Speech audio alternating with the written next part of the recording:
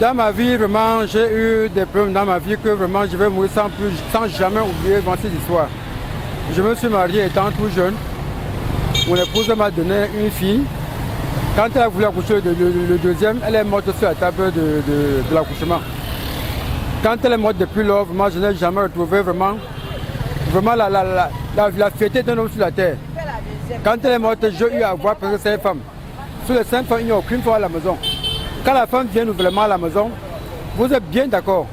Mais dès qu'elle parvient à accoucher un enfant, elle ne veut plus voir encore les 2 enfants que tu as fait faire laisser à la maison. Moi je dis non, la femme elle est morte. Et j'ai commencé ma vie avec elle.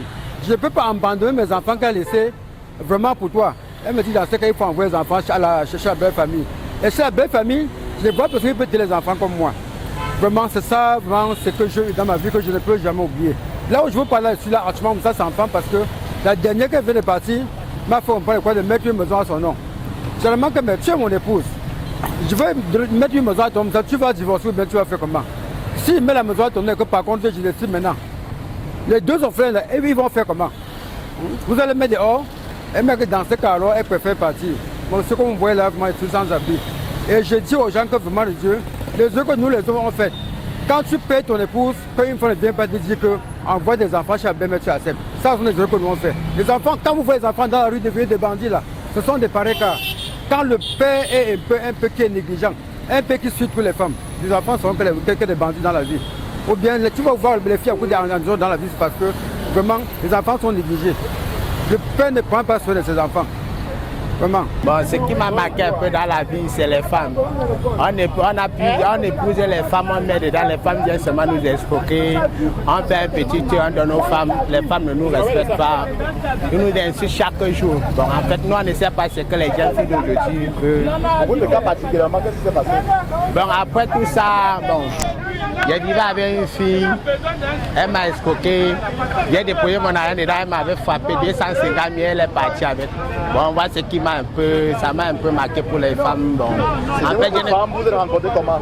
Bon, en fait, j'étais en boîte de nuit, on s'est rencontrés, on a pris quand même un petit coup, on a mangé, après le jour-là, on a pris le rendez-vous. Après une semaine, 2 jours, on s'est vu, je l'ai invité chez moi, elle est venue. Après, il avait donné un fonds de 1 capital, bon, elle est partie avec. Après, le capital était combien? Bon, le capital était 100 000, après elle a porté encore 200 000. Ça fait 300 000, elle est partie avec mon argent. Bon, de nos jours, moi, il n'est plus moi confiance à les femmes. Les femmes sont que les bandits. Toutes les femmes sont que les bandits.